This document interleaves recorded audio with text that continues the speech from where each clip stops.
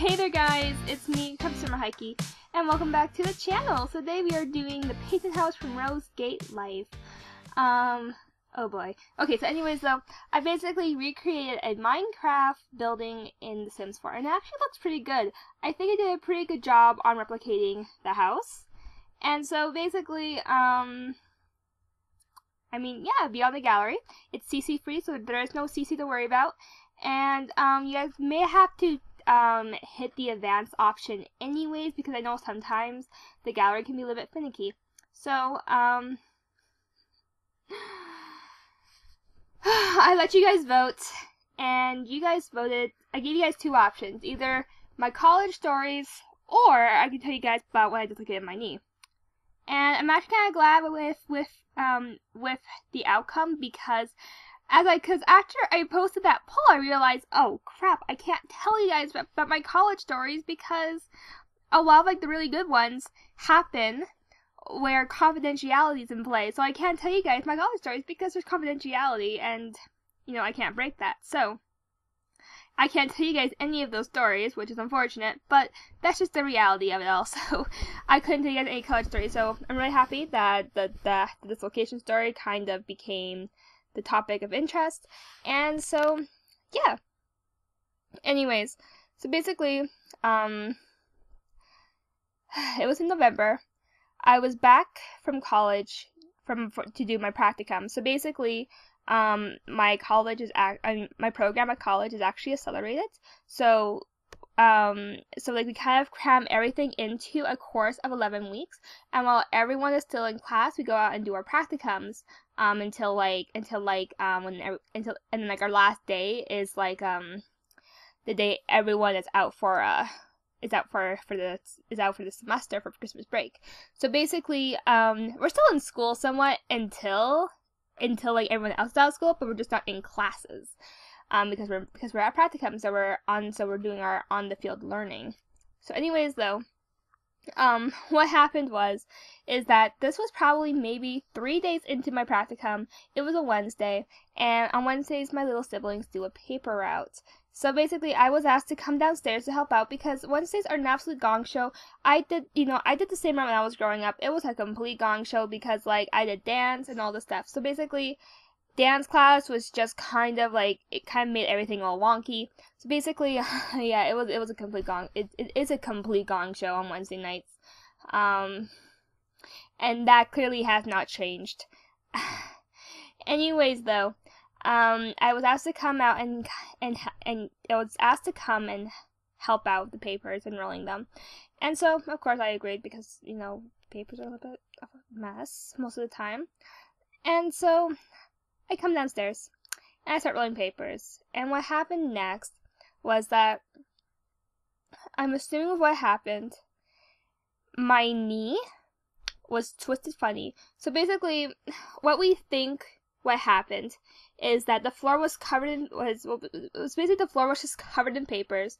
So I was having a hard time maneuvering around them, and so I think this was kind of like a motor planning failure as well that caused this. So basically I twisted my knee in such a way that when I sat down, it was too much for my knee to bear, and it just popped out of place. So basically what happens when you dislocate your knee is that like there's like this bone called the patella, and the patella is kind of like the connector between the two bones in your leg, and it's held together by this muscle in your knee. And so, basically, when you dislocate your knee, that patella slips out of the groove and kind of goes towards the outside. I actually got to take a look at my x-ray when, the night that I dislocated my knee. And there's, like, kind of, like, the way that, like, the knee is kind of, like, shaped is that there's kind of, like, you can see the groove, but the inside of the knee actually has kind of like a slope that keeps the knee from popping in the other way. So it goes to the outside when you dislocate your knee. And guys, it was like if I had to compare the pain to other pains that I felt in my life, it was a lot worse than when I get my period before I went on birth control. Like, Guys, it hurt so bad. I was screaming, I was cursing, I was just like, it was horrible. Like, I was screaming. So I didn't know why. I thought it would subside for after a couple minutes. I just thought I sounded funny. But then I looked at my knee, and it's out. And so I start screaming, it's out, it's out, it's out. My mom is like, what the heck's going on? Because at this point, right, I was, like, honestly, it went from 0 to 100 in such a fast manner that, like, it was kind of like a frazzling situation. So, of course, I'm like, it's out, we have, we have to go to urgent care, or the hospital, or, like, whatever, right? And so at this point, I wasn't moving. But my mom didn't want to pay for the ambulance, and so we basically tried to get me moving and tried to get me out of the house and into the car. So I managed to drag my butt out of the house, but we got to the stairs, and I'm like, I can't do the stairs. The stairs are going to be the end of me. And there was no way in freaking heck I was getting into my mom's car. So, this is when my mom was like, you're insured. Why am I making this a lot more difficult for everybody? So, she called the ambulance, and they were maybe there within 5-10 minutes or so. And so the EMS gets there, and so so actually, I need to explain something. So, I'm from Canada, and a lot of people think that, like, everything in, like, our medical care system is free. It really isn't. I mean, like our taxes pay for, for what we get, and then there's, like, other services that isn't covered by our healthcare. So things like ambulances are not covered, doctor's notes, things like casts and splints. Like, my splint was, like, $51, that was going to keep my knee in. So, and, like, even, like, a cast, it can be like $130 for, like, a cast. And prescription medication, too, or it's not covered under our provincial health care. So, then you need, like, secondary health care as, like, like health insurance. That way you can pay for, like, the ambulance and the prescriptions and all that stuff. I mean, like, my plan's great. I mean, like, I take birth control monthly, and each pack is, like, $316 a month, and, like, the actual pack is $13 something. So, like, that's, like, $10 with my health insurance. So, anyways, though, so basically, just explain why my mom didn't want to call the ambulance at first, but then realized as soon as we got outside that I wasn't going anywhere, that it was just, like, a lost cost, and that I was just going to be in more pain. That's when she called the ambulance. It's just because ambulances are not cheap. Anyways, though, so then the ambulance came within 5-10 minutes, and they gave me my first shot of morphine, hoping that was going to relax me enough that I was going to straighten my knee. That was not happening. I was still screaming. I was still crying. I was not helpful whatsoever. So, so then they had to they managed to get me up. They managed to get me to stand up on my one leg. Tried to get me straighten my knee. Was not doing that at all. Was not having it. Wasn't, at this point, I have anxiety. So, and it gets worse as I become more stressed. So, well, it gets worse depending on the situation. So at this point, I was not doing anything because I was mortified. Like my knee was out, and guys, it was horrifying. So basically, the EMS gave up, and they were going to take me to urgent care. So they had to lift me up and carry me down the stairs and onto the stretcher, and moved me into the ambulance, where they had to then assess the damage of my knee to see whether or not they would take me to the hospital or to urgent care.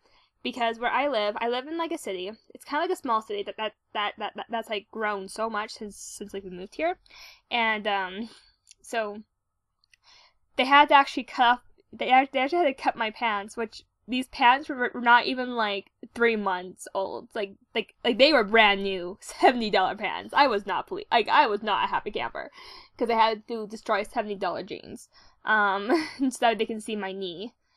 So then they looked at my knee and they decided to take me to the next city over, because where I live there isn't any like actual hospital. We only have like an urgent care center. So then they escorted me to the hospital, in which originally my mom's goal was to take me to urgent care, get me assessed, and then decide whether or not I needed to go to the hospital, because then the ambulance would be considered a transfer. So then, you know, there's not like, you're not like having, I don't think you have to pay for a transfer ambulance. So that was originally kind of the plan, but then we got to the port and that was not working. So we just had to suck it up and pay the $400 for the ambulance ride, which I think was like that was more or less a direct billing problem, because I don't think the health insurance that we have does the direct billing for ambulances. I'm not sure about that. I just know that like my mom was talking about it, like a few days later, and you know, and like it sucks because it's like they expect you to pay $400 up front. You know, it's like you don't expect to pay $400 for an ambulance. You know, you just don't keep $400 tucked away to say, okay, I'm just going to hold this off like $400. You know, I'm just gonna hold this $400 just in case we use an ambulance. But you know, like that's always the case. I mean, like it's the same thing with like freaking vets. And, like, the one time, like my cat scratched her eye, and I was not planning to spend $200, but I spent $200 so that we can fix her eye. And, like, it was a hot mess. Okay, anyway, so back to the story. So then, they took me to the hospital, and at this point, I have had 2 shots of morphine, and I got a shot of a different drug. I can't remember what it was. They had to actually call a doctor to, get prescribed to me verbally. Because of the strength. So like they had like asked for like my weight and all that, because of just how like just because it was a stronger medication, and therefore like it had to be administered properly. I guess like the paramedics and like the ER were really jealous, because the EMS people who were with me had, you know, got to use the drug, and it's not a very often occasion. So at this point we get to the hospital and I am just so drugged out of my mind. Like I was higher than a kite. I mean, like I've never experienced a drug high before. You know, I wouldn't ever suggest going high. Like, drugs are bad, kids, don't do them. But I never experienced such a high. Like, I mean, like at this point I was maybe a 13 on the pain scale. Like, it was so painful. Like, I can't say it was worse than childbirth, because I don't know what childbirth is, and it's probably a lot worse than what I experienced. And so,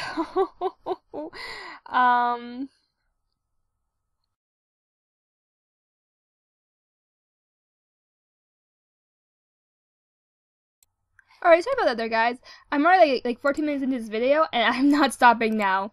Alright, so, anyways though, so at this point, I was higher than a kite. I was like on like 3 different, doses of pain medication. And so, we get to the hospital, and I'm high, and my knee's in. Like, it's like 75% in, and I did not recognize it because, like I said, I was dizzy, I was like, I mean, like, I was on top of freaking dying.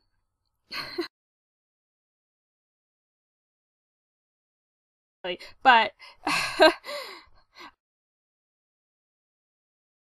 I didn't actually have to experience the knee coming in, because I actually didn't even know my knee was back in for like 75% of the way.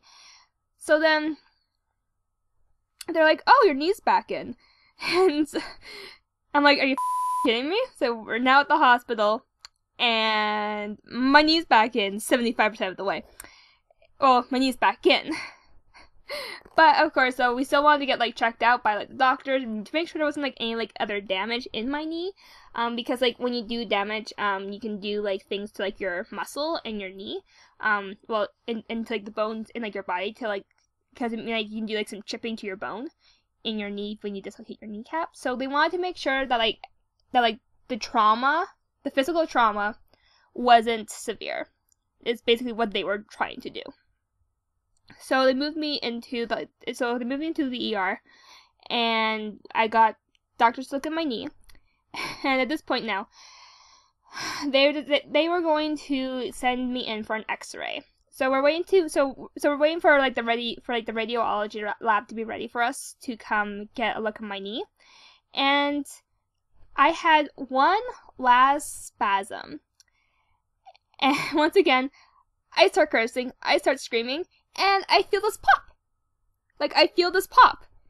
And my knee was back in. Like my knee was back in the entire way. And I'm like, oh, it's in! And now at this point, I kind of think maybe the drugs were wearing off a little bit, which is probably why I felt it more, because I mean, like I said, my knee came in from the ambulance to the hospital about 75% of the way, did not feel a dang thing. The rest of the way, though, I felt the entire thing. Wasn't painful. It just popped back in, and I'm like, oh, it's back in. It's all done. You know? But then we still had to go to the radio. So, but we still had to go see my knee to make sure that it's okay. So they moved me into the hospital. So we probably maybe waited for about 30 minutes, and then they moved me to the radiology lab, where they took an X-ray of my knee, which was actually pretty okay, pretty good looking, and there wasn't like any other damage to that knee, to like my knee area, just the fact that my knee came out. So then we decided to then they came back and they gave me a splint, and they told me to wear that for like 3 to 5 days. That was a lie. I wore it for 4 freaking weeks. I wore it basically to my last day of my practicum placement. Like, that's how long I was in it, because like I was like in so much pain.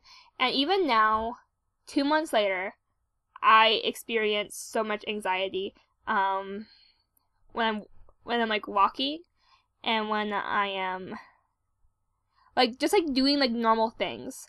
Like, I experience a lot of anxiety because it was just how easy it popped out the first time. It makes me scared, especially now that after you dislocate your knee the first time around, you're more like, you know, you're more prone, you're more at risk of getting your knee to come out again. And so, yeah, I mean, it was a horrible feeling altogether. Like, I wouldn't recommend it for anybody. You know, I think honestly the best part for me was being able to not feel my knee go back in, because it was a horrible feeling. It was, and the reason why they took me to the hospital in the first place is because with how uncooperative I wasn't going to get anywhere with the doctors. So they just figured that it would be better off for me to just go to the hospital, and if like the doctors needed to put me on like aesthetic, like the aesthetic, and then put the knee back in, that would have been the better option for me, as opposed to like taking me to urgent care. Maybe I'm not sure where I would have lied on their priority list if I went to urgent care, because it's not like a first come first serve. It's basically whoever is the sickest gets to be seen first. So I'm not sure if they would have. I'm not sure how fast they would have taken me. So I feel like at the end of the day, even though like we didn't really want to pay for the ambulance, it was maybe the better choice in terms of time, and in terms of and just in terms of my sanity. So I mean, yeah, that's kind of how I dislocated my knee. And we got like the whole story and just kind of like the aftermath. I mean, like, yeah. I don't know why I shared this story with you guys, but you know, I mean, like, it's actually kind of like a pretty funny story. I'm like, I really haven't lived it down. But you know, once again though, this wasn't just like some like, well, okay, it was a freak accident, but at the same time though, it wasn't like the foot was like spotless, and I just managed to just screw up my knee. Like, that wasn't the case here. So yeah, anyways, we're almost done this house, so thank you guys so much for watching this. Make sure you guys leave a like, thumbs up, and a comment, and I will see you all next time. Bye there, guys.